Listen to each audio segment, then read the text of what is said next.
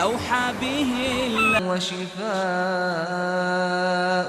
ورحمة للمؤمنين ولا يزيد الظالمين إلا خسارا.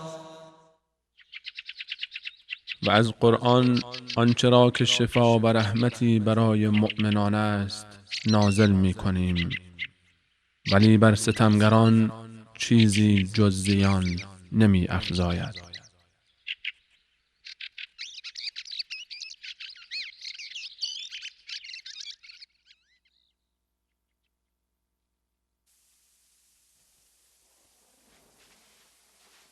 الحمد لله نحمده ونستعينه ونستغفره ونصلي على رسوله الكريم وعلى آله وأصحابه أجمعين. رب اشرح لي صدري ويسر لي أمري واحلل عقدة من لساني يفقه قولي. برادر و خواهر ارجمند و عزیزم، السلام علیکم و رحمت الله و برکاته.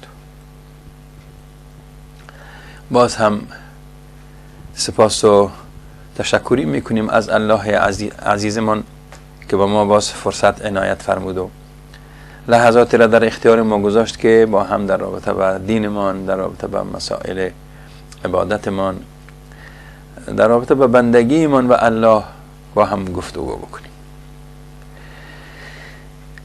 باز هم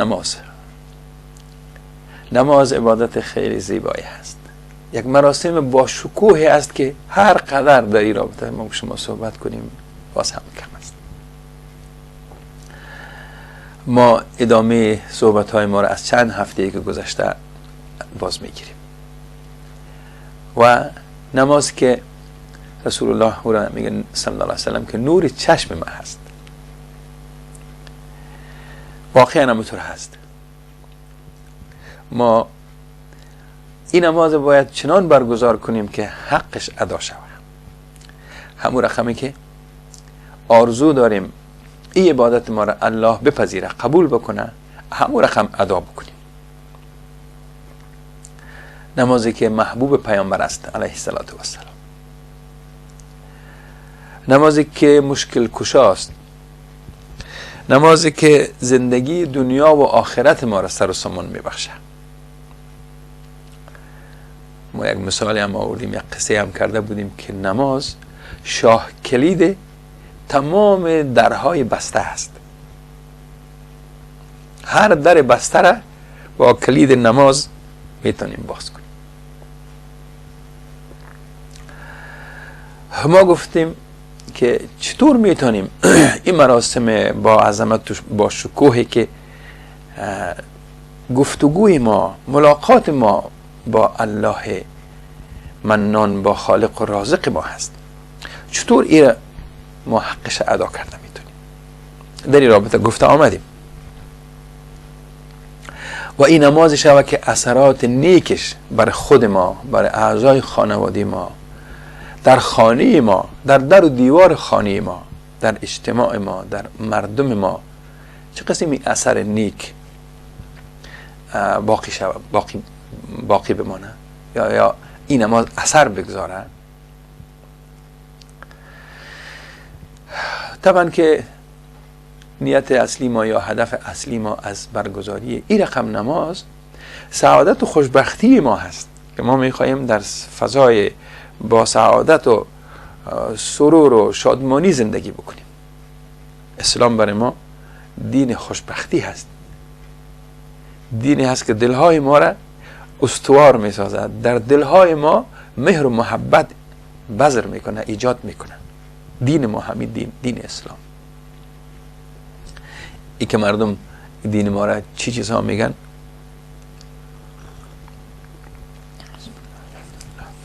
از خودشان. وقتی گفته آمدیم که ما وقتی نماز ما نماز میشه که ما به این نماز خود ما ارزش قائل شویم، اهتمام داشته باشیم و برای ادای این نماز ما وقت بگذاریم، وقت کافی برش داشته باشیم.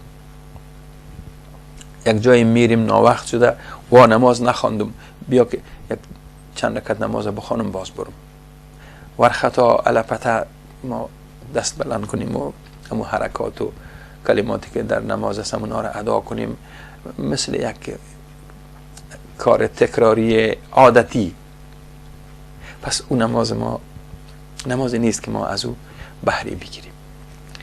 پس برای نماز ما وقت کافی باید بگذاریم. ما 5 وقت در روز نماز داریم، در شبانه روز باید برای هر وقت نماز ما وقت کافی بگذاریم. دیگه کارهای ما را کتازی دخل ندیم. مکتب من وقت باید زود نماز بخوانم، کار میرم باید زود نماز بخوانم. یک برنامه از در تلویزیون میخوایم او را ببینم، نماز وقت نماز زود نماز ما بخوانم، باز برم بیغم بشینم. نماز برات غم نباشه، نماز آرامش دل ما باشه.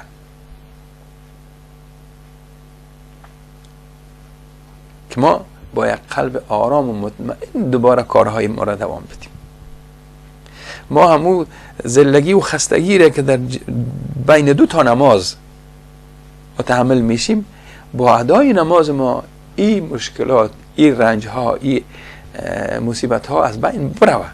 به این خاطر نماز میخوانیم که در ما یک آرامش پیدا شود، دوباره انرژی بگیریم و دوباره به کار ما ادامه بدیم. ما گفتیم که وقتی ما نماز میخوانیم باید که حضور قلبی بر ما فراهم شود،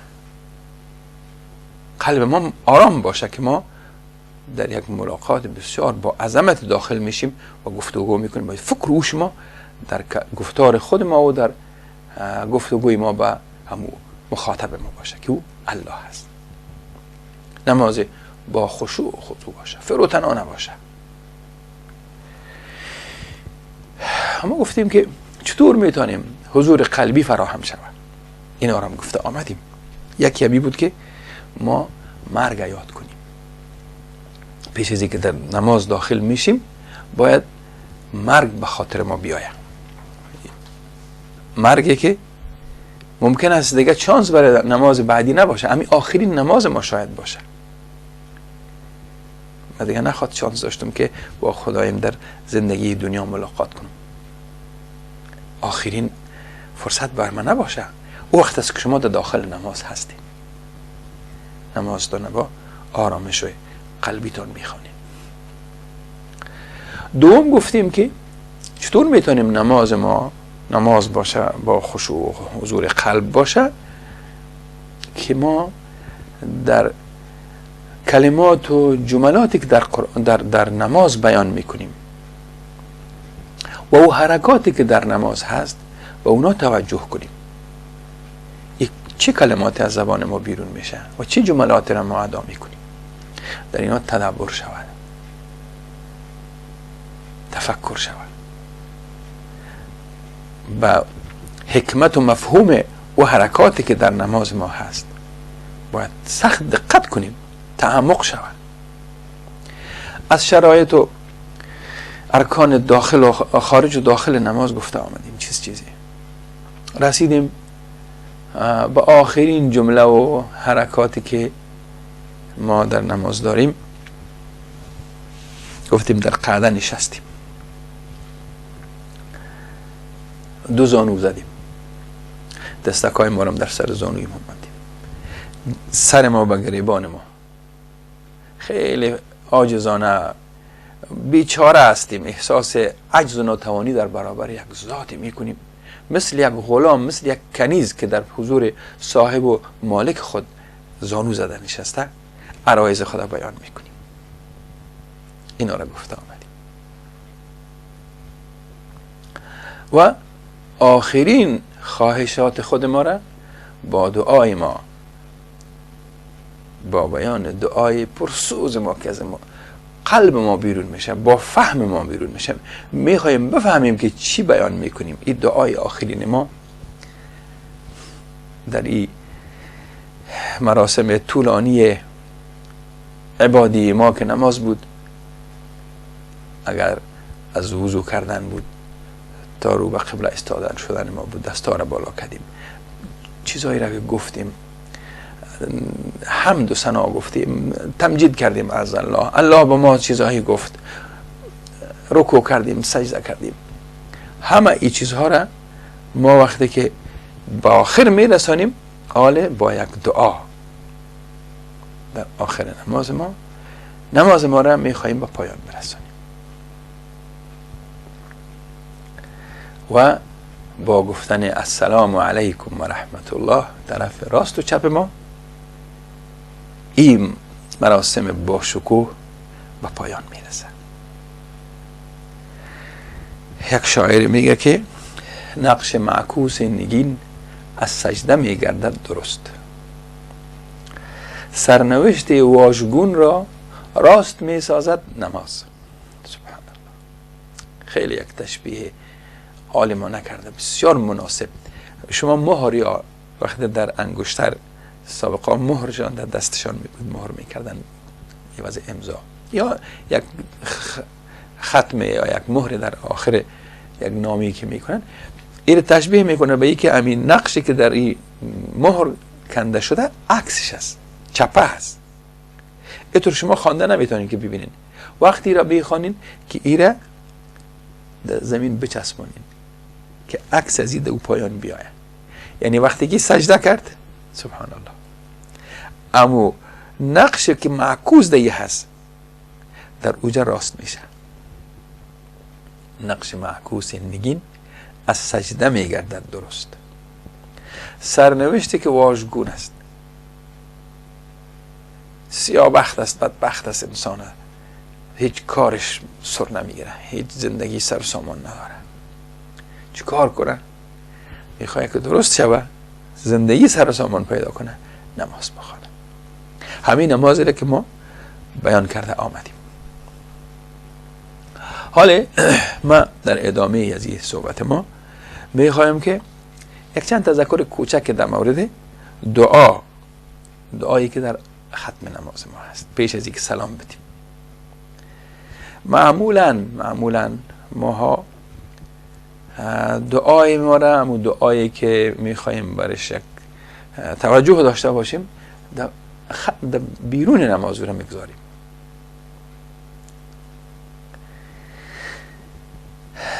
بعضی کسا که هیچ پشت دعای آخر بیرون و اینا نمیگردن، خواندن میخیزن میرن، ولی وقتی که یک دیگه هم توجه داره که بعد از نمازش دعا میکنه، بعد از اینکه ذکر کرد، پیامبر عزیز ما صلی الله علیه وسلم سفارشات زیاد کردن که وقتی نمازتان خلاص شد، یکی از اون سفارشات بسیار مبارکشان به حضرت معاذ است. حضرت معاذ یک روز دستش گرفتن، خود حضرت معاذ میگه مرا رسول خدا صلی الله علیه وسلم دست من گرفتن و گفتن یا معاذ من تو را بسیار دوست دارم. سبحان الله. پیامبر عزیز یک کسی را بگه من تو را بسیار دوست دارم، میگن برای تو یک چیز توصیه میکنم، هر وقت نمازت خواندی، نمازت خلاص شد، در آخر نمازت بگو استغفر الله استغفر الله استغفر الله، 3 بار استغفار بگو. چرا ما بعض نماز که خلاص میکنیم استغفار میکنیم؟ ما عادتا یک کار خدای ناخواسته، یک کار خراب از ما صورت بگه استغفار میگیم، ولی نماز خواندیم استغفار چرا میگیم؟ در نزد بعض علما هست که کم و کاستی هایی که در اون نماز باشه با این استغفارت الله منان او را تکمیل میکنه. تو باز هم قصورت، کوتاهیت در عبادت الله بیان میکنی که خدایا نتانستم اون رقمی که تو میخواستی عبادت کنم، بندگی کنم، خیلی استغفار میکنم، ببخش من، استغفر الله استغفر الله استغفر الله، 3 بار بگو و بعدش بگو که اللهم اعنی على ذکرک و شکرک و حسن عبادتک. سبحان الله. یا الله مرا کمک بکن. به چی کمکت بکنن؟ به ذکر خودت. یا رب مرا به ذکرت، به شکرت و به ای که ما به بهترین وجه عبادت و بندگی تو را بکنم مرا کمک بکن. الله اکبر.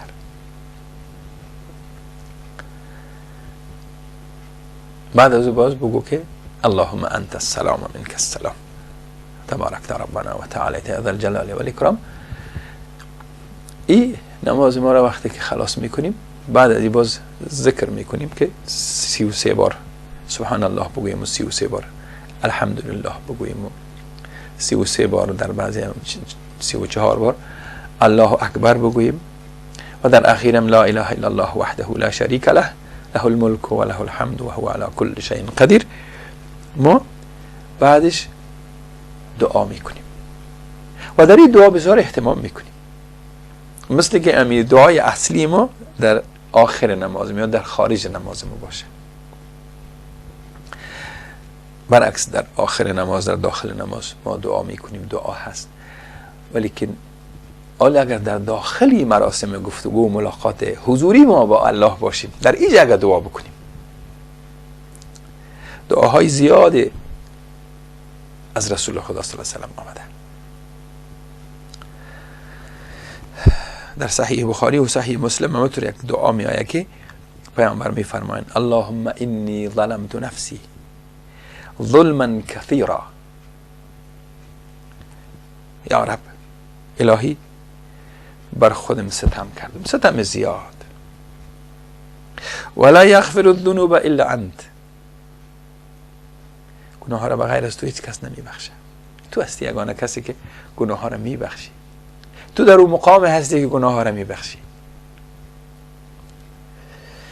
اللهم اغفر لی مغفرة من عندك وارحمنی انك انت الغفور الرحیم. پس با آمرزش از سوی خودت مرا بیامرز و بر من رحم کن، یقینا توی آمرزگار مهربان. این در داخل نمازتون پیجید که سلام بدین، امو متن عربیشه بخوانید. یا ای که دعای دیگه است اللهم انی اعوذ بک من الهم والحزن و اعوذ بک من العجز والکسل و اعوذ بک من الجبن والبخل و اعوذ بک من غلبة الدین و قهر الرجال. این دعاها را وقت شما در داخل نمازتان میگید، شما حضور قلبی در روز دارید، مستقیم با الله شما در گفتگو هستید، حالا در آخر این مراسم شما این عرایض پیش میکنید برای الله. الهی من از غم و اندوه به تو پناه میبرم. چقدر ما شما جگرخون هستیم، جگرخونی خود ما، جگرخونی اعضای فامیل ما، جگرخونی عروس ما، داماد ما. دختر ما رو به یک کس دادیم اوقاتش تلخ است، طبعا ما اوقات ما تلخ میشه. برای بچه ما عروس گرفتیم یا بچه ما نتونست زندگی را سر و سامان ببخشه یا عروس ما با هم جنجال دارن، با جنجال از ما شما هم متاثر میشیم، متعلم میشیم، جگر ما خون میشه. پس این حزن ما و این غم ما را به الله پیش کنیم. یا الله از غم و اندوه به تو پناه میبرم، از ناتوانی و کسالت به تو پناه میبرم. چقدر در بعض جاهای ما شما ناتوان میشیم، زور ما نمیرسه. ای که وجوداً ضعیف میشیم، مریض میشیم، پیر میشیم، از کل از اینا به الله پناه میبریم. یگان وقت بزدل میشیم، میترسیم، یگان وقت بخیلی میکنیم. اینا خوب صفاتای خوب نیست. به تو پناه میبرم یا الله از بخل، از ترسو بودن، از بزدلی دلاور شوم. خدایا بخل چرا میکنم؟ تو میتی بر هر کس، خدایا از من خود نمیتی. من با بهتر زندگی کردن دیگر باید خوشحال شوم، نه ای که رنج ببرم که چرا او قدر داره من ندارم، یا چرا خدا به او قدر داده از او خدا نعوذ بالله از او بگیره به من بده. پس کسا هم بطور شیطان ببینیم و کجاها میکشن انسان. و از قرض و دین مردم، از اینکه آدما سر ما تسلط پیدا کنه، خدایا به تو پناه میبرم. امروز سعی بکنیم ملت های ما، امت ما زیر سلطه ظالما قرار داره. این امت اگر در داخل نمازش و می اللهش پناه ببره که یا رب من از سلطه انسان ها به تو پناه میبرم، اینا سر من تسلط نداشته باشن خدایا، تسلط از تو هست. این شما در داخل نماز بیان میکنی. یا اگر بگین اللهم اغفر لی ولوالدی وللمؤمنین یوم یقوم الحساب. الله اکبر. خدای مرا، پدر و مادر من مغفرت کو، بیامرز، ببخش ما خدایا و ببخش تمام مؤمنین در روزی که حساب میگیری خدایا، در روز آخرت حساب ما را آسان کو خدایا.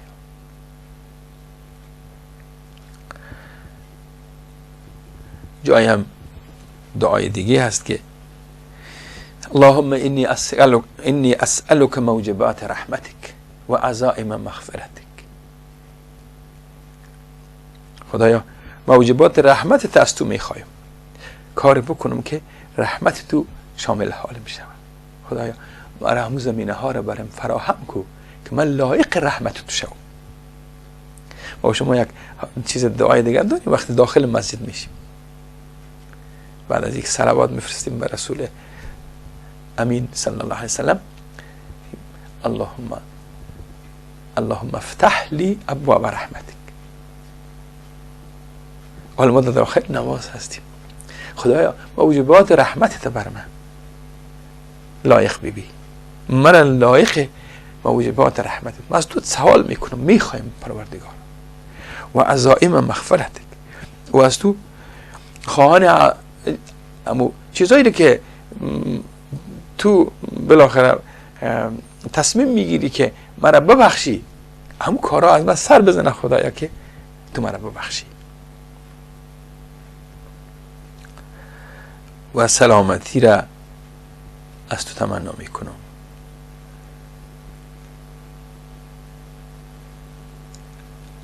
من کل اثم و سلامت من کل اثم، و سلامتی که من سالم بانم از گناه، از انجام گناه دور بساز یا رب.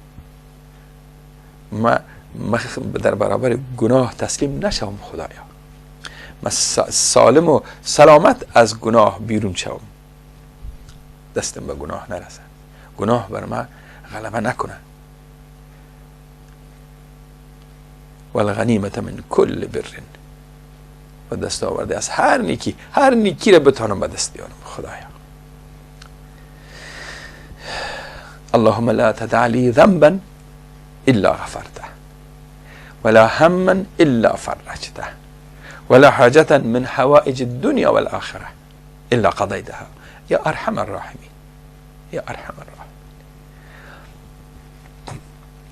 بار الها هیچ گناه هم را بدون آمرزش باقی نمان خدایا، هیچ غم و اندوی نباشه که تو گشایش ندیش، همه غم و اندوه مرا برطرف کو یا الله، و حاجت هایی که دنیایی و آخرت من هست اونها رو برام برآورده بساز خدایا.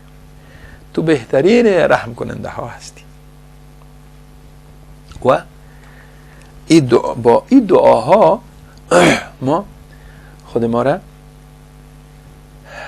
به نزد الله ما عاجز و فقیر و بیچاره جلوه بدیم، کمتر هستیم.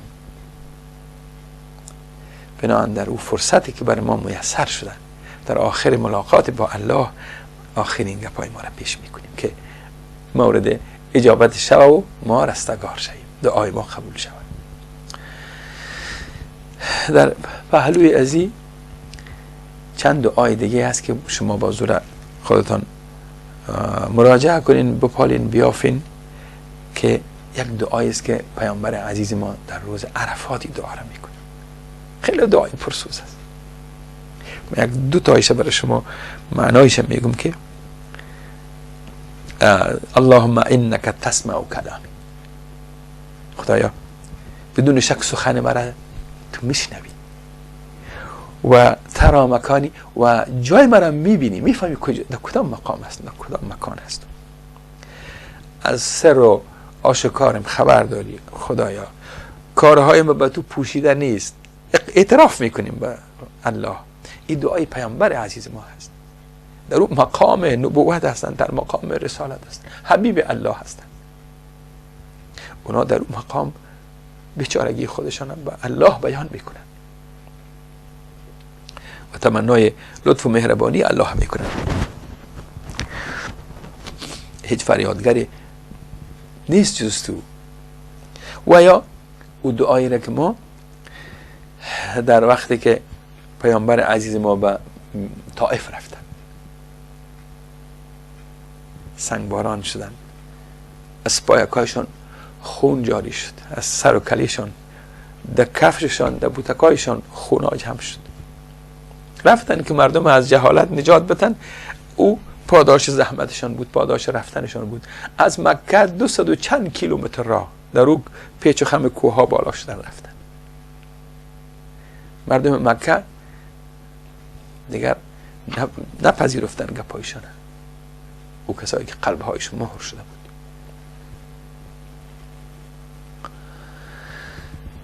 بیاین بریم به یک میان برنامه باز برمیگردیم. السلام علیکم و رحمت الله.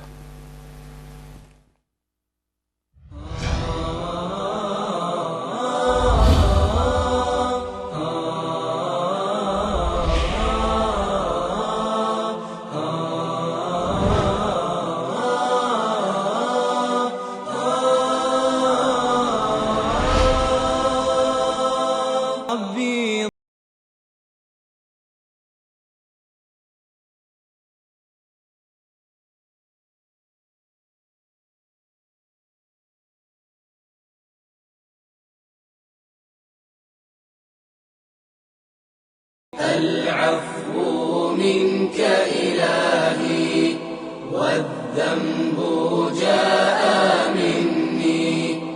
العفو منك إلهي والذنب جاء مني. والظن فيك جميل حسن يا ربي ظني. والظن فيك جميل حسن يا ربي ظني. حسن ظني.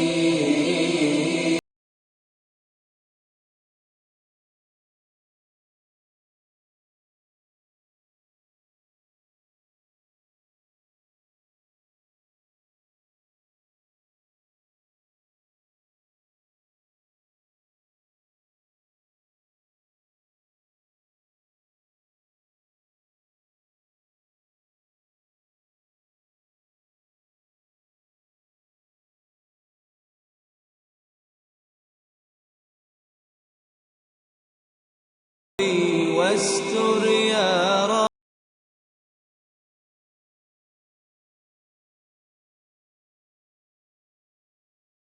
ارحمني واعفو عني أنت يا معين أعني. ارحمني واعفو عني أنت يا معين أعني. علما زدني.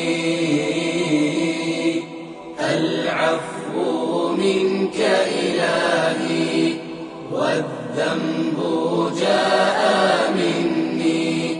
العفو منك إلهي والذنب جاء مني. والظن فيك جميل حسن يا ربي ظني. والظن فيك جميل حسن يا ربي ظني. حسن ظني. حسن ظني. ما لي إليك وسيلة إلا الرجاء يا ربي. ما لي إليك وسيلة إلا الرجاء يا ربي. فإذا رادت يدي من ذا يجيب دعايا. فإذا رادت يدي من ذا يجيب دعايا. أنت يا معين واعف عني أنت يا معين أعني علما زدني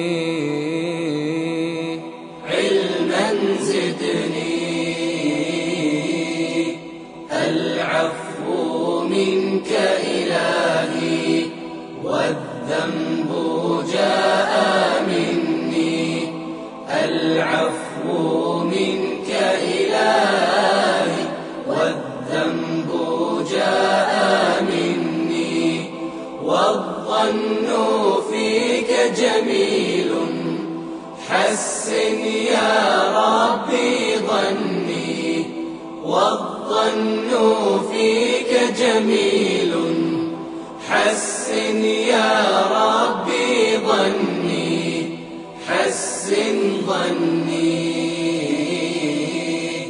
حسن ظني حسن ظني حسن ظني حسن ظني.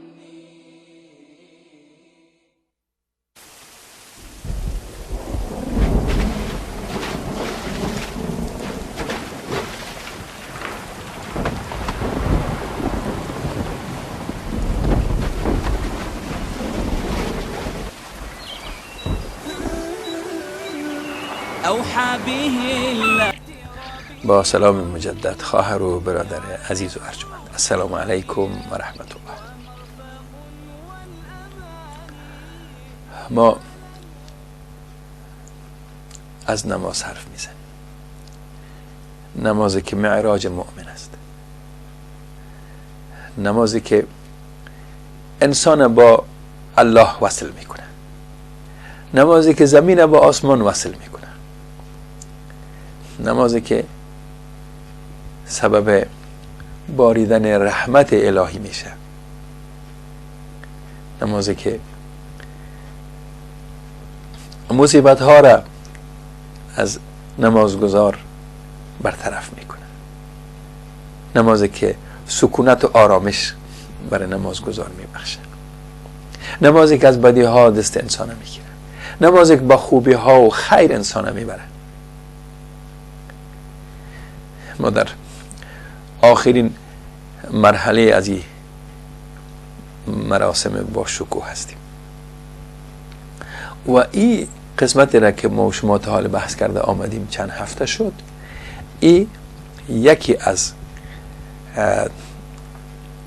راههایی بود یا از یکی از طریقه هایی بود که ما چطور میتونیم در نماز ما حضور قلبی داشته باشیم، نماز ما با خشوع و خضوع انجام بپذیره، نمازی که مورد قبول الهی قرار داشته باشه.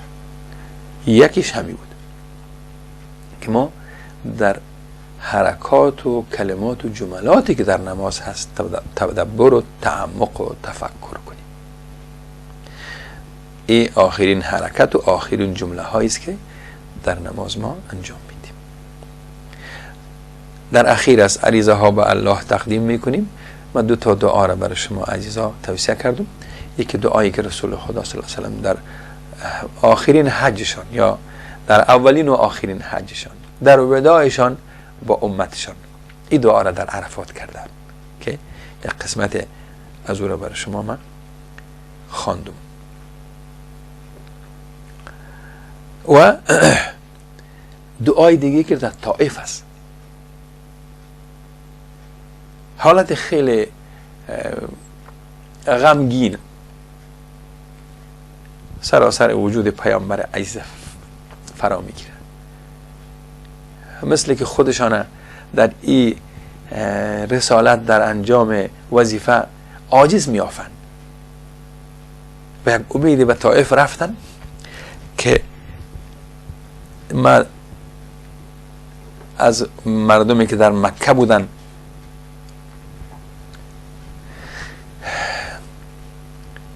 قریشی ها نپذیرفتن، طبعا که اگر خود مسلمان شد ولیکن ساحه دعوت تنگ کردن برای پیامبر عزیز ما صلی الله علیه و سلم. رفتن طائف با راه های پر پیچ و خم چند روز راه پیموده باشن رفتن تا اونجا.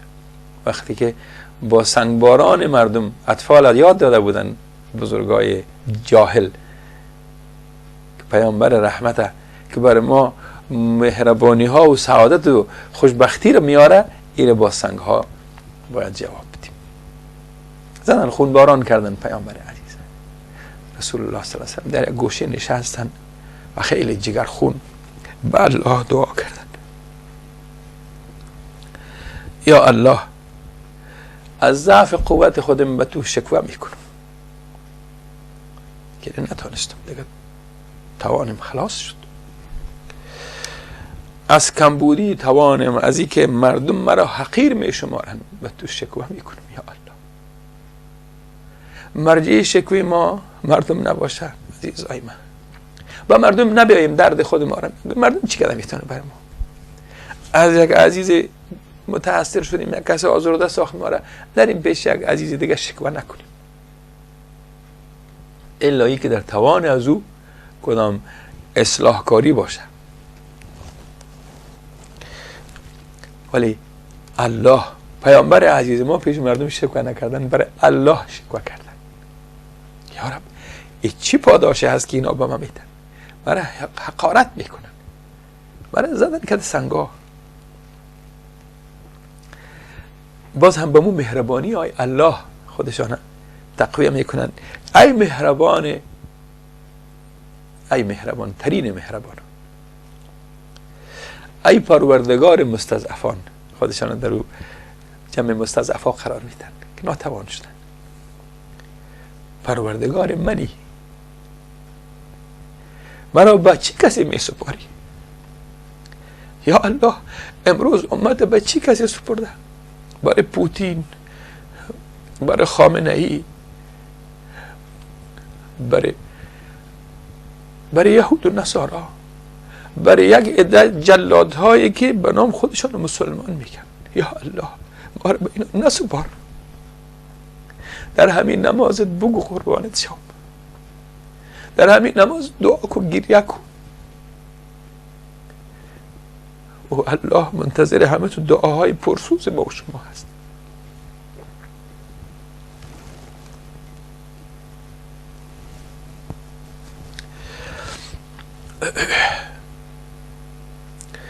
مرا به چی کسی می سپاری الله؟ به دشمن دور و بیگانه ای که برایم چهره خشمگین کند.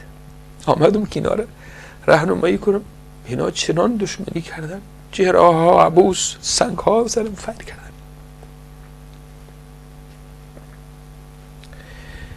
یا به دوست نزدیکی که تو اختیار کارم را به او سپاری. اختیار کارم به دست تو است یا الله. و افوض امری الی الله ان الله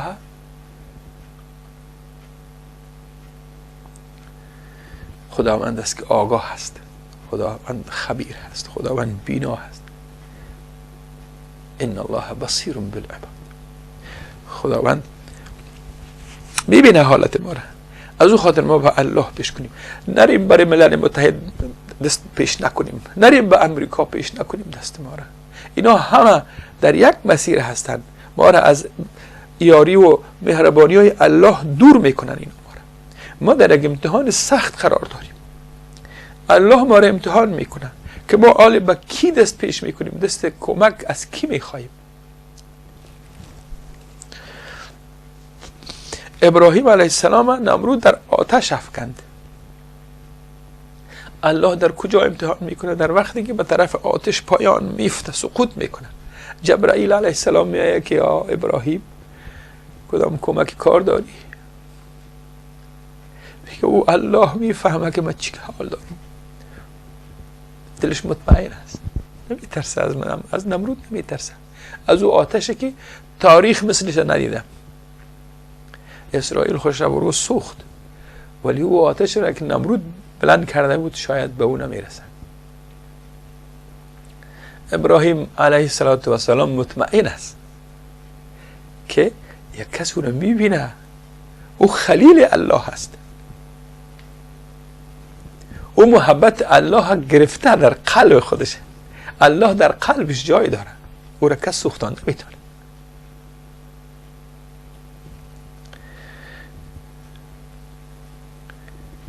امروز امت در آتش میسوزه.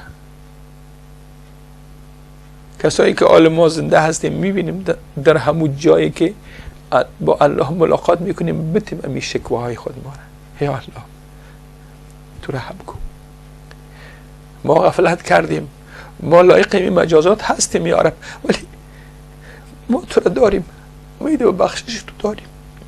همین نماز به خاطر توبه و بخشش بخوانیم.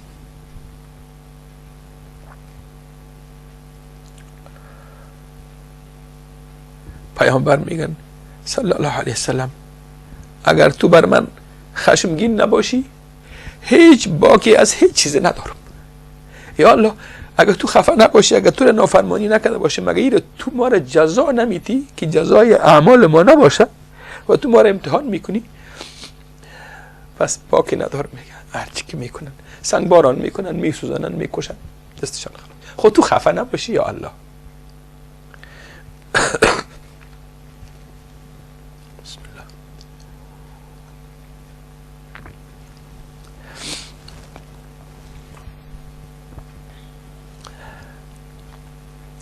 الله. ولی عافیتت برایم وسیع جلوه میکند.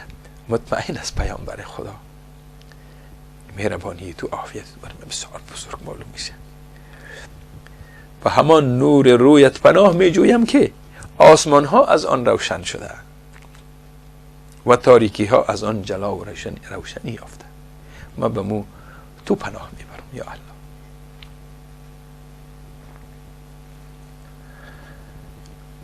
و امور دنیا و آخرت از آن رو براه شده.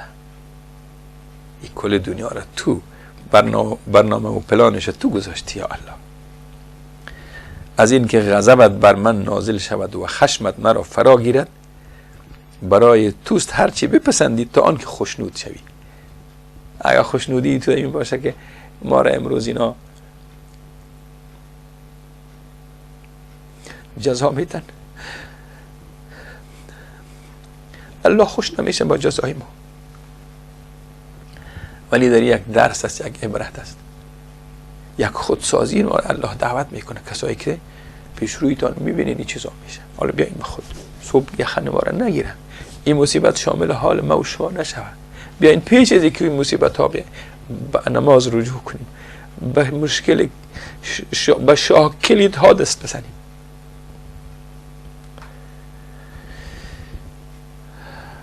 نتوان برگشت از کاری باشد و نه قوت انجام کاری مگر به توفیق تو.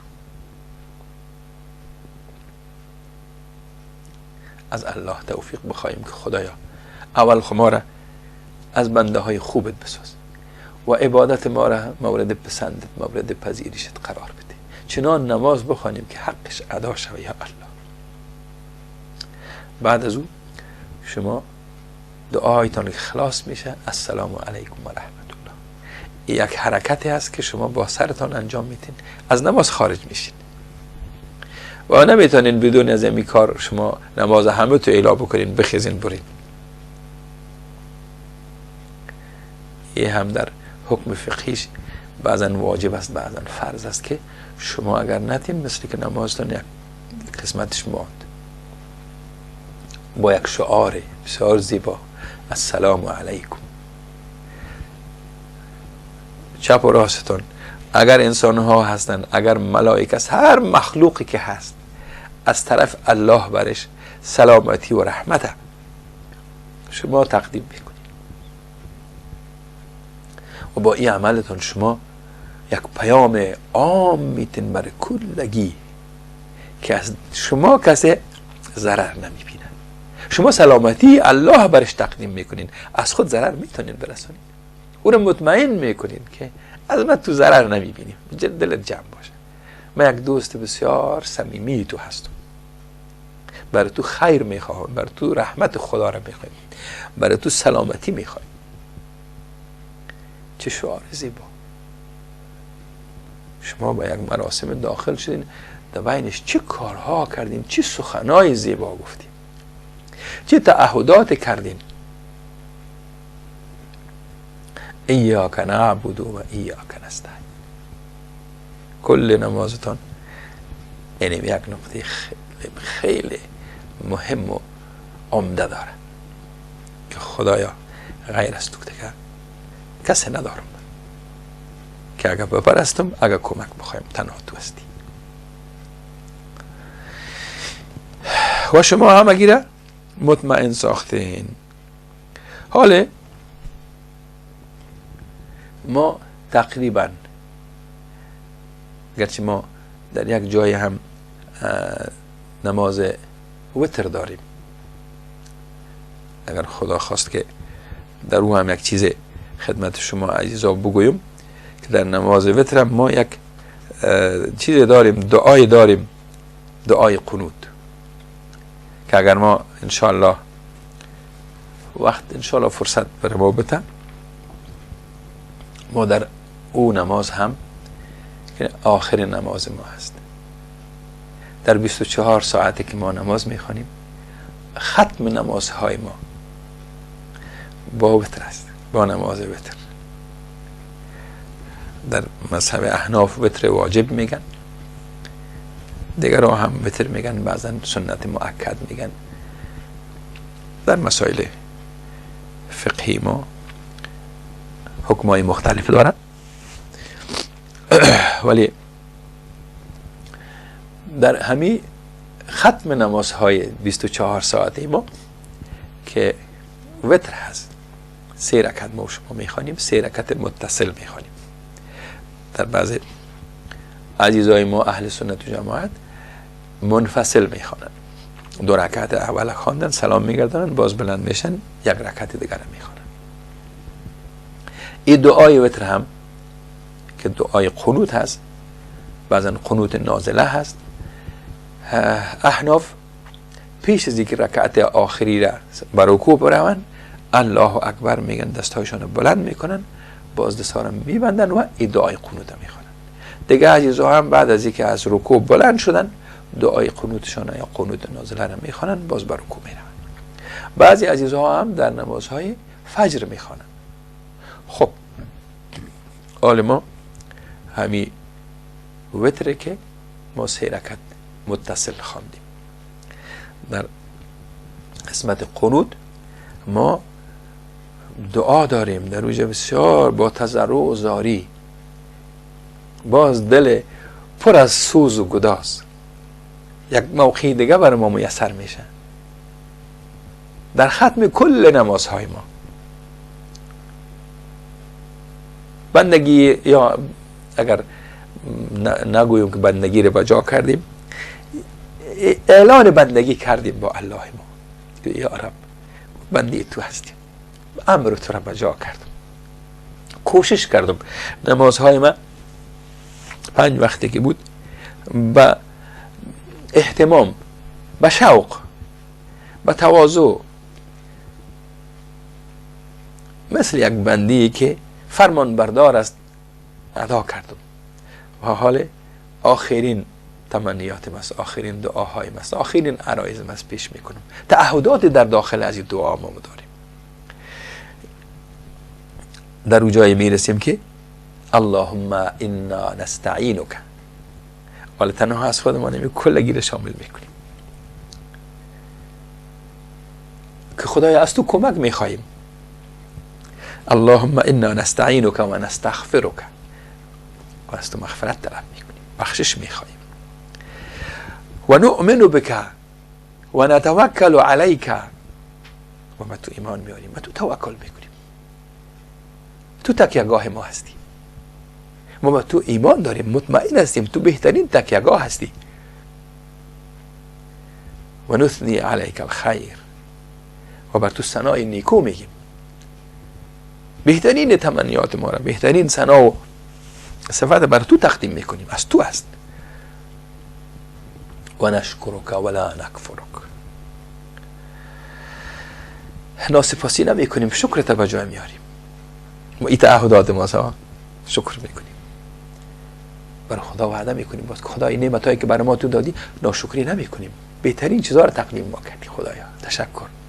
یگان وقت اگه بگیم ما لایق از این نعمتای بزرگ که تو کی بودیم، خدایا چی کار کردیم که تو ما لطف میکنی. به بنده ها خب میگیم یگان وقت که شما رو خدا خیر بده. کسی گفت بسیار تشکر. می چی کار کردیم تشکر میکنیم برادر؟ بسیار خدمت کوچک کردیم برات میگیم. الله بر ما هدایا تقدیم کرده رایست.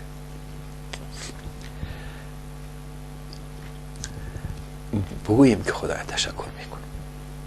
همگی ما دست جمعی ازت سپاسگزاری میکنیم، ناشکری نمیکنیم. خدایا نعمت ها زوال نشه و پروردگارا هر کی از تو سرکشی کرد ترکش بگوییم. این دیگه تعهد ماست. کسی که با تو و وعده و پیمان خدا به جا نمیکنه ما از کتش کار نداریم. کسی که نافرمانی تو نمیکنه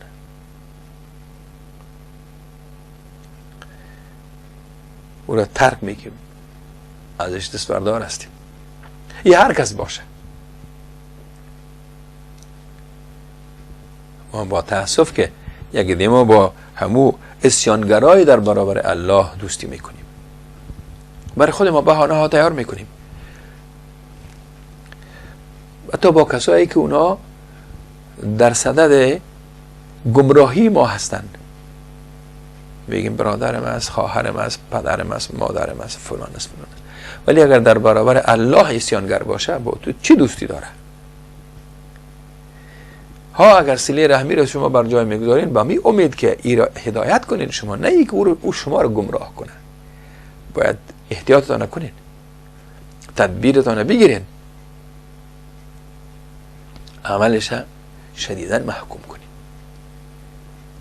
او که اسیان در برابر الله باشه. چی میگین؟ نخلع و نترک من یفجرک. کسایی که اسیان میکنن، فجار هستن، سرکش هستن، اونا را ما کنار میگذاریم، ترکشان میکنیم. باز می اللهم ایاک نعبد و لک نصلی و نسجد و الیک نسعی. الله اکبر.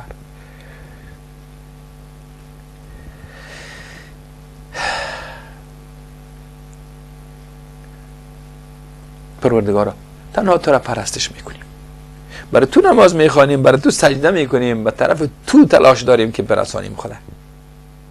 ایمان هایی که سر راه ماست اینا را از سر راه ما پس میکنیم، میاییم به طرف تو. رحمتت انتظار داریم.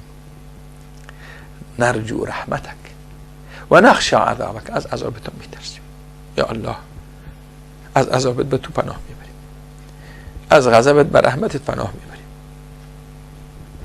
چرا؟ ان عذابک بالکفار ملحق. یقینا که عذابت کافران را فراگیرنده است. لایق از اوناست که اسیان کردن، انکار کردن، نمیشناسن تو را. یا الله ما خود را میشناسیم و با تو ایمان آوردیم، با تو توکل کردیم، با تو سجده میکنیم، نماز میخوانیم، با طرف تو تلاش داریم که خدا با تو برسانیم. خدایا با طرف رحمت تو میاییم. شما با این دعایتان، با این تعهداتتان با الله نماز 24 ساعته را به پایان میرسانید و باز سرکتان در بسترتان میمانین. یا ای که بعض عزیزا هستن که نماز فجرشان میخوانن پیش از وترشان نماز خوانده بودن. او کسایی که مطمئن هستن که پیش از فجر بلند میشن میتونن که نماز وترشان در آخر بخوانن. اگر میترسن که نماز پیش از فجر نخیزیم، باز بعد از اینکه خفتنشان نماز عشایشان خواندن وترشان بخوانن. بنابراین ما و شما از یک بخشی که نماز ما را چطور میتونیم با خشوع و حضور قلب، با تواضع و فروتنانه انجام بدیم، یکیش امی بود که در حرکات و کلمات و جملاتی که در داخل نماز هست، در خارج نماز هست، اینا را ما درک کنیم، بفهمیم، با فهم اینا اسرار و حکمت هایش فهمیده ای حرکات انجام بدیم، نماز ما را بخوانیم. او وقت ما حضور قلبی می داشته باشیم در نماز ما را شیطان وسوسه کردن نمیتونه، ما را از نماز ما بیرون کردن نمیتونه. ما در داخل نماز می باشیم، در داخل این ملاقات با شکوه ما با الله متعال می باشیم تا که السلام علیکم و رحمت الله بگوییم و نماز ما با پایان برسد. انشالله در صحبت های بعدی باز هم نماز هست. ما دیگه چطور میتونیم که نماز ما را در داخلش باشیم و حضور قلبی داشته باشیم. میریم به یک میان برنامه و بعد برمیگردیم. السلام علیکم و رحمت الله و برکاته.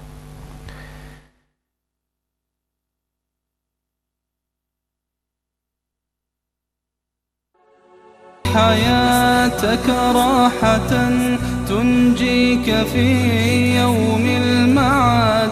قف للإله وناجه تنل السعادة والرشاد. تسقي حياتك راحة تنجيك في يوم المعاد. قف للإله وناجه تنل السعادة والرشاد. قم للصلاة وأدي ارفع يديك بدعوة فهو الكريم هو الجواد.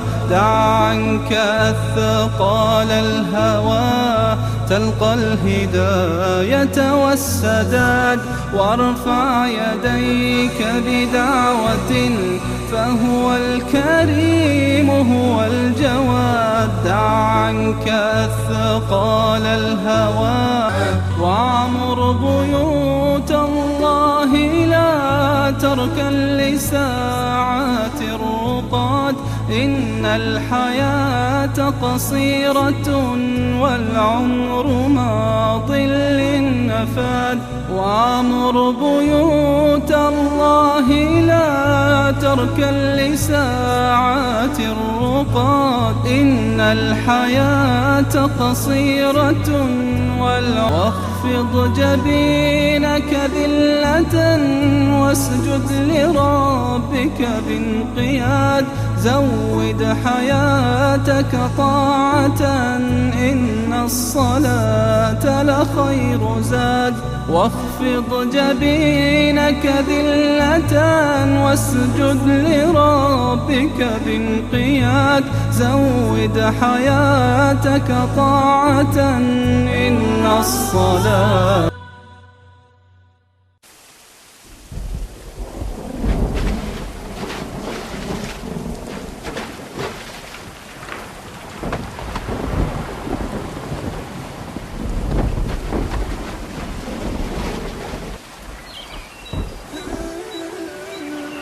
أوحى به الله. رحمت الله و برکاته. خواهر و برادر عزیز و ارجمند،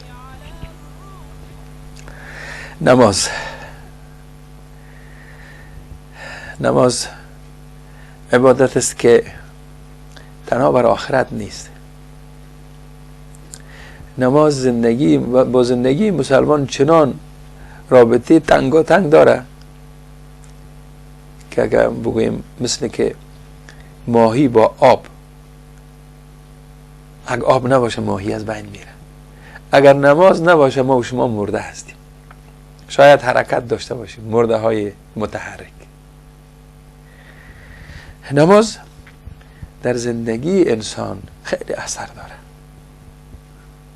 در رفتار شما، در کردار شما، در گفتار شما. اگر نماز درست خواندید، اگر حق نماز ادا شد. آله شماره های تلفنم گذاشته شد، شما صداهای مبارک خودتانم بکشین، بگو این چیزایی گفتنی داشتین. ولی که نماز به تعبیر یکی از علما میگن نماز آینه تمام نمای اعمال یک مسلمان است. سبحان الله. شما وقتی با یک حالت باشین و بیاین به نماز استاده شوین، خودتان احساس میکنین که نمازتان درست خواندین یا که نماز است پیشتان ضایع شده. به یک تشویش آمدین و پیش از نماز به داخل شدن نماز کارهای خوبی نکرده باشین و از اونا نادم نشده باشین یا مثل عادت وار آمدین به نماز استاده شدین و این نماز شما میبینین که داخل نماز هستین ولیکن فکر میکنین که کجا بودم، چه رقم نماز خواندم، خودتان ملامت میکنین. الان تو رقم نماز خواندم نفهمیدم که رکوع کردم نکردم، سوره زم کردم نکردم، در رکعت دوم ششتم نششتم، 100 رقم تشویش براتون بعد از اینکه نماز خواندین. پس میگه نماز آینه تمام نمای اعمال مسلمان است. این اعمال نیک باشه بد باشه و طبعا که تأثیر عمیق در اخلاق انسان، در روی انسان این نماز میگذاره. شما را برخوردتان با مردم نماز تعیین میکنه. شما آیا امانت دار هستین یا در امانت ها خیانت میکنین؟ نماز این را تعیین میکنه. نماز شما با همسایه رابطه حسنه دارین ندارین این نمازتان تعیین میکنه. برنامه رحمت، السلام علیکم.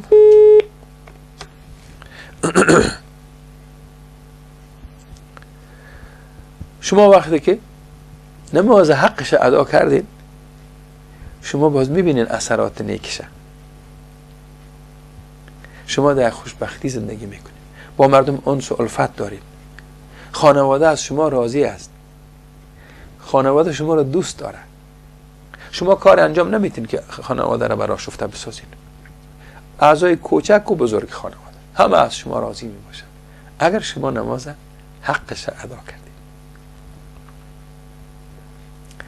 بلکه نه تنها خانواده بلکه در کوچه و بازار، در داخل جامعه شما مورد احترام و اهمیت قرار دارید.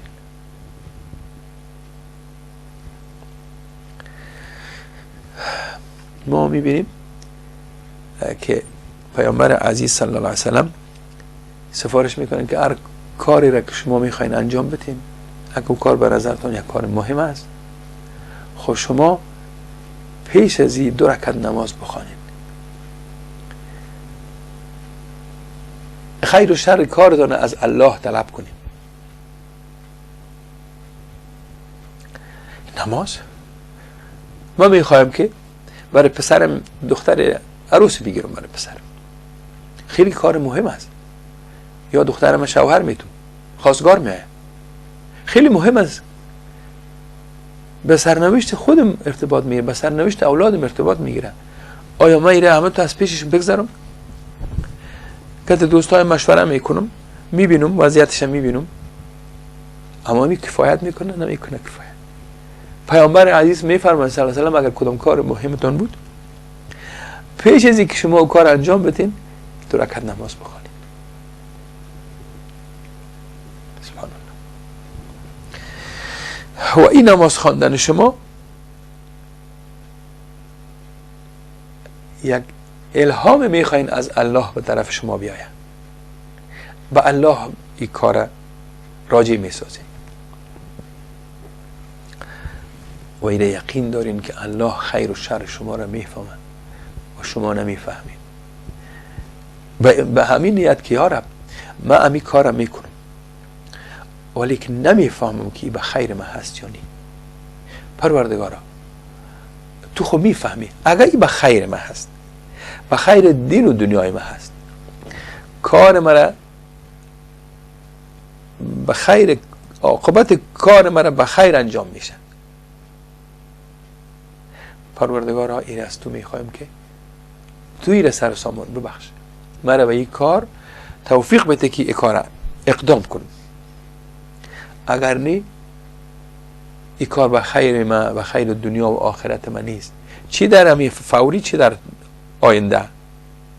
اگر نیست الهی خیر تو میخوای، تو میفهمی من نمیفهمم، مرا کار بکو که از انجام از این کار دست بردارم و کاری را که در خیر مسئول برم پیش کن. سبحان الله. برنامه رحمت، السلام علیکم. السلام علیکم و رحمت الله. برادر محترم، علیکم یک سوال داشتم در قسمت ختم قرآن شریف. بله بفرمایید. شریف ختم میکنیم، دعای ختم قرآن شریف آخر قرآن شریف ها هست. و غیر از کدام طریق دیگه هم هست اگر تشریح بدین؟ بسیار خوب، لطف میکنین. بسیار خوب، لطف کردین، خیر بده. مهربانی کردین. خداوند باشین، عمر دراز بده خداوند. بر شما هم دعایتان خداوند در حق کلگی ما قبول بفرمایه. بسیار تشکر خواهر عزیز.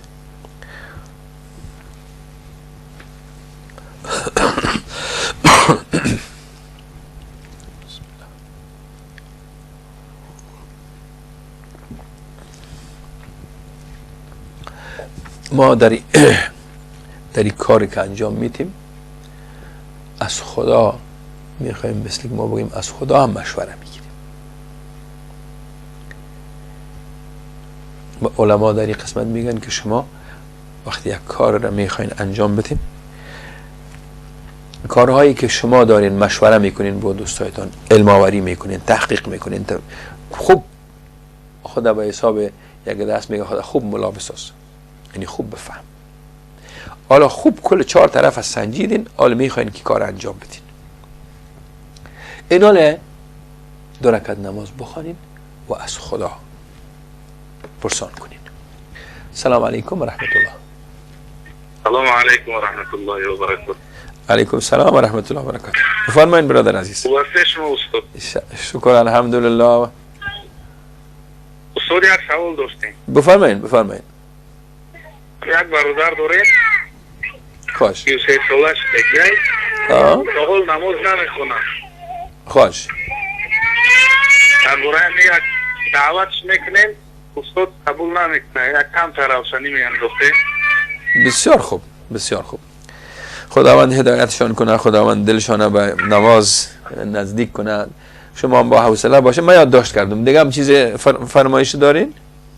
نه، سلامت باشه، در حق ما دعا گیرید. خداوند شما را در پناه خود داشته باشه، با اولادها و همه در مسیر الله باشیم کلگی ما.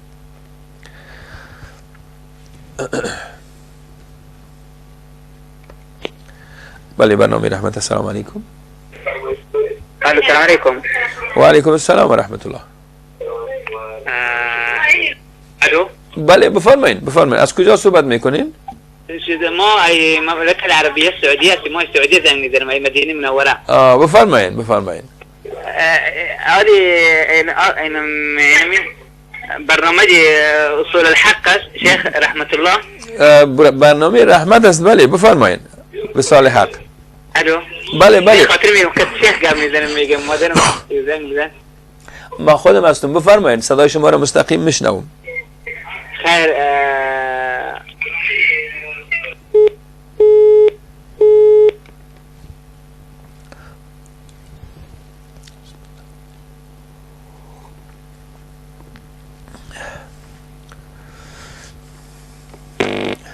برنامه رحمت. السلام علیکم.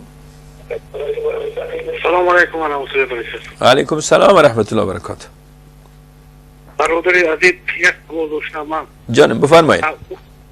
در مسافرت آدم میرد، همین نماز سنت خواندنش ضرور نیست یا نمیست؟ هم نماز سنتشه. خوش. در سفر. بسیار خوب، یادداشت کردم. سلام علیکم السلام و رحمت الله و برکاته.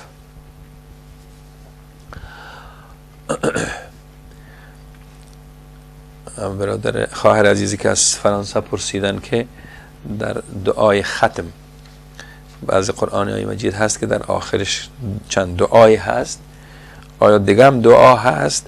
طبعا دعا در اختیار شما هست. این دعاهایی که برای ما یا ما بر شما یک چند دعا را نمونتاً خواندم. هر دعای دیگه، مثلا ما در موسم حج در وقت طواف میکنیم، در صفا و مروه میریم، دعاهای زیادی هست. او دعاها در مثلا در کتاب‌های راهنمای حج، راهنمای عمره، همین در آخر قرآن مجید، این دعاها که هست، اینا دعاهایی است که مثل نمونه هست برای ما. شما میتونین این رقم دعاها داشته باشین.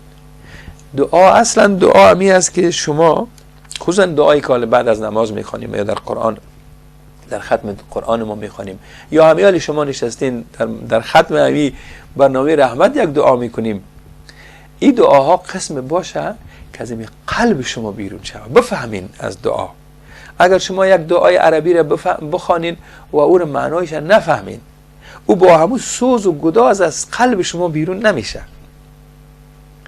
پس شما یک چیز مثل که ما متاسفانه ما عجم بعضا مسلمان هایی که عرب زبان هم هستن اونا بسیار وقتا معنای قرآن نمیفهمند. قرآن به او فصاحتی که بیان میشه اونا را برش یک شیخ باید ترجمه کنه در حالی که عرب است. همین رقم ما که عجم هستیم وقتی قرآن نمیفهمیم معنایش یا در نماز جملات و آیات را که میخوانیم چون نمیفهمیم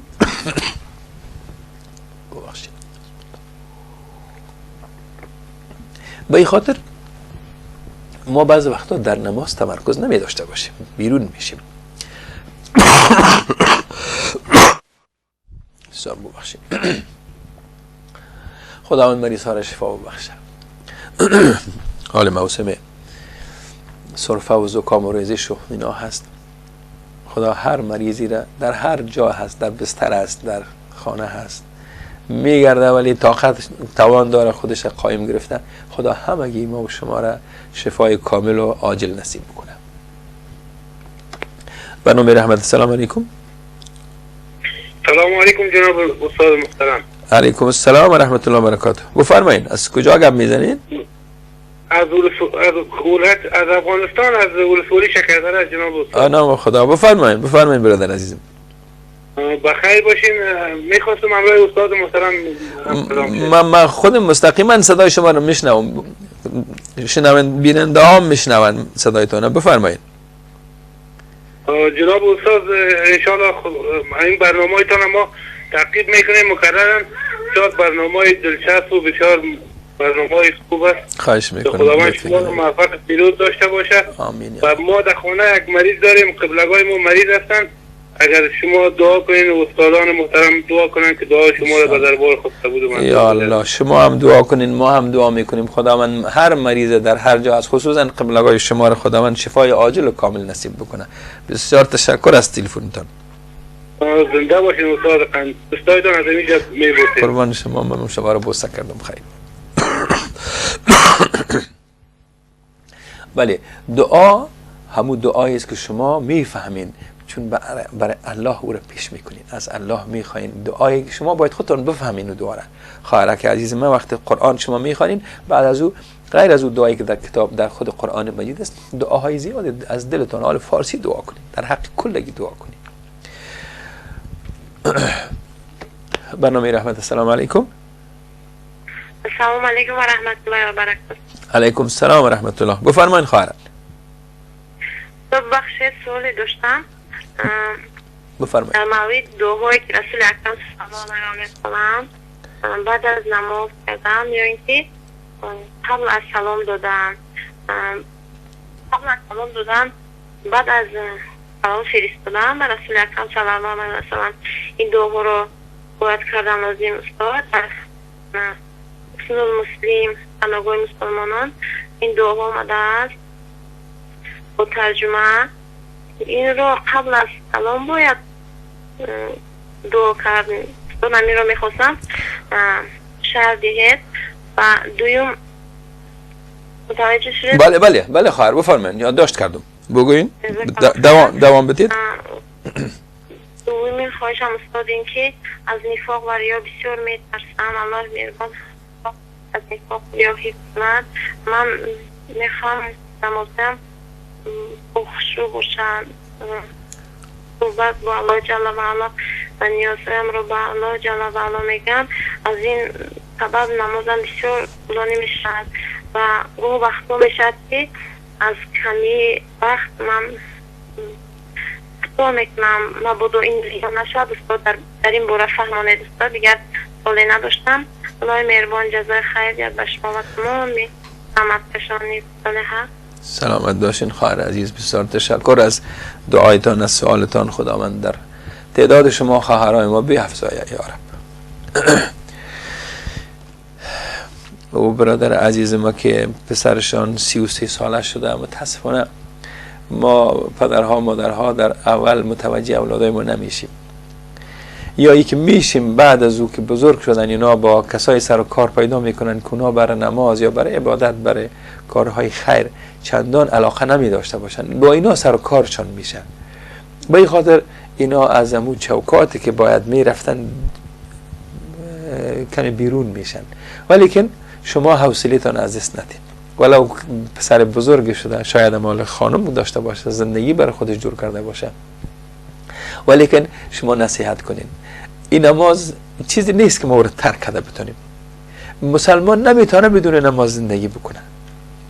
حالا او چیزای سختش هنوز نیامدیم که اگر یک مسلمان نمازش قصداً ترک بکنه، خداوند چقدر ناراحت میشه، چقدر ناراض میشه الله. اونا رو هنوز نگفتیم، اونا نوبتش میآید.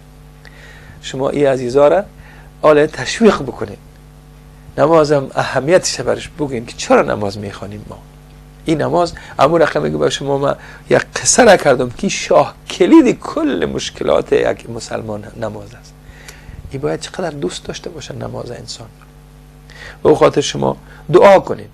شما نصفای شب خیسه در تهجدتون دعا کنید خدایا پسر مرا نماز خوان بساز، خانواده مرا خانواده نماز خوان بساز. این دعا را بکنید. بعض وقتا شما عذر کنید برای پسرتون، به خاطر خدا عذر کنید. بعض وقتا گریه کنید. شما عزیزای من برای آدم به نماز گریه کده بگوین نماز بیا بخوان. تو نمیفهمی نماز چقدر سعادت هست، خوشبختی هست، تمام خوبی ها در این نماز است. تو چطوری نه؟ شما یک شیرینی یک چیز مزه‌دار برای یک کس بتین و شاید تا کور معرفی نداشته باشه، نمیخوایم، میگم نمیشناسم این چی هستی. وقتی که فهمید چشید باز شما رو دیگه دست دادن نمیگه، کلش خودش نوش جان میکنه. این عزیزای ما نماز نفهمیدن، به او خاطر ارزش برش قائل نیستن، چون نمیشناسن نماز، مزهش ندیدن. به او خاطر شما ور خطا نشوین، جگر خونی نکنین. برادر عزیز ما که در سفر گفتن ما سنت میخوانیم نمیخوانیم، یک سفری هست که در راه هستین شما.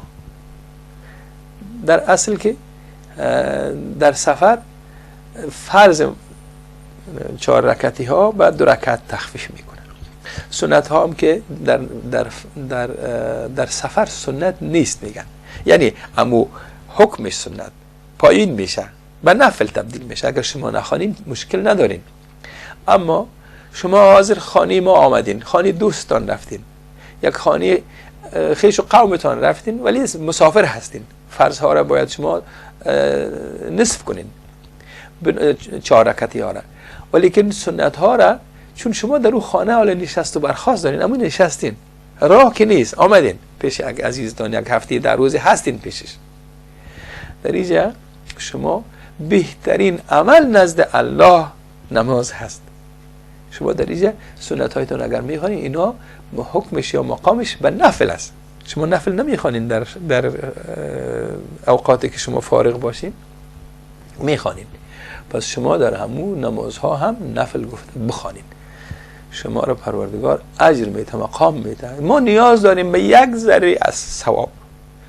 نشه روز آخرت بلای ترازوی ما به یک رکعت نماز محتاج شویم و ما فرصت داشته باشیم در خانه عزیز ما نشستیم، چای نوش جان میکنیم، نان، هیچ ورختایی و عجله هم نیست، مسافران منتظر ما نیستن، ما مردم هم منتظر نماز ما نمیسازیم.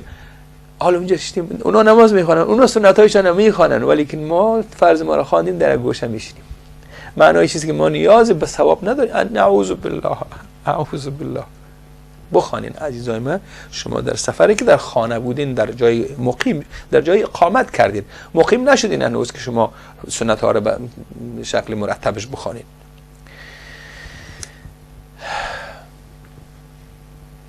وقت ما کم است، تلفن ها هم زیاد هست.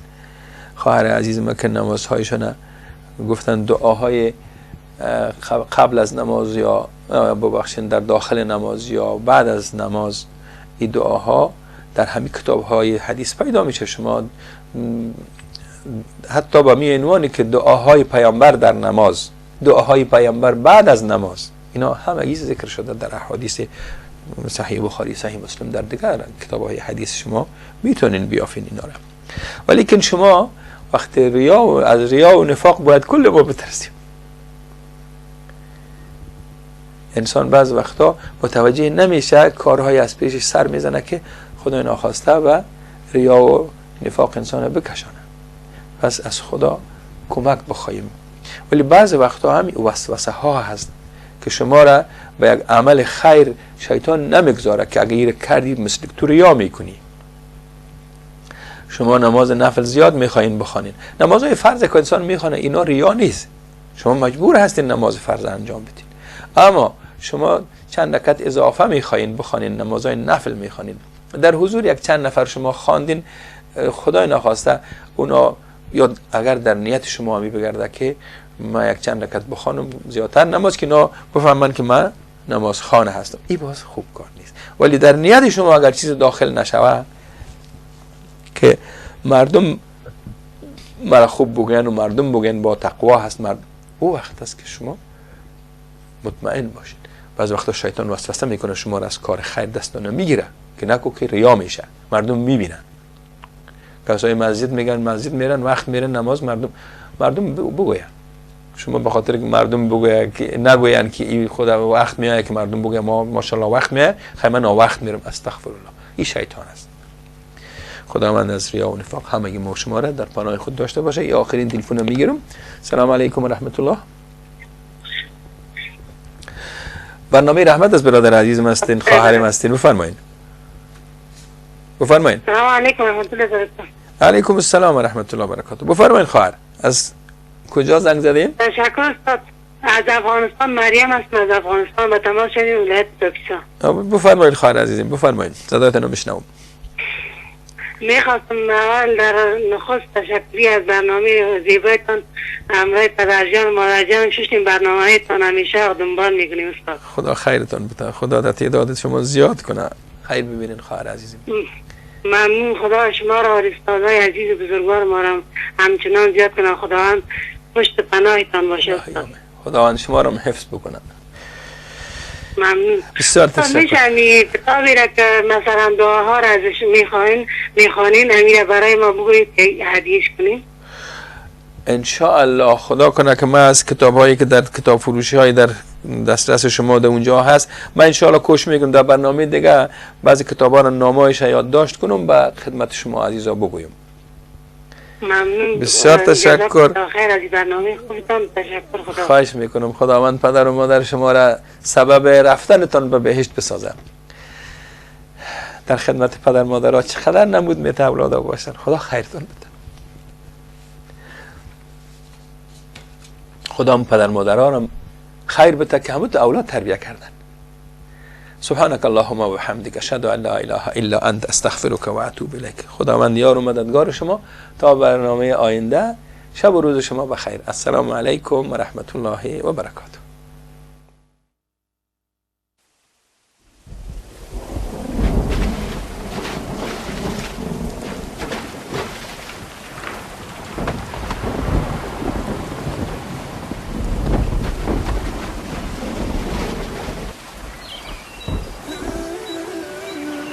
أوحى به ورحمة للمؤمنين ولا يزيد الظالمين إلا خسارا. و از قرآن آنچه را که شفا و رحمتی برای مؤمنان است نازل می کنیم، ولی بر ستمگران چیزی جز زیان نمی افزاید.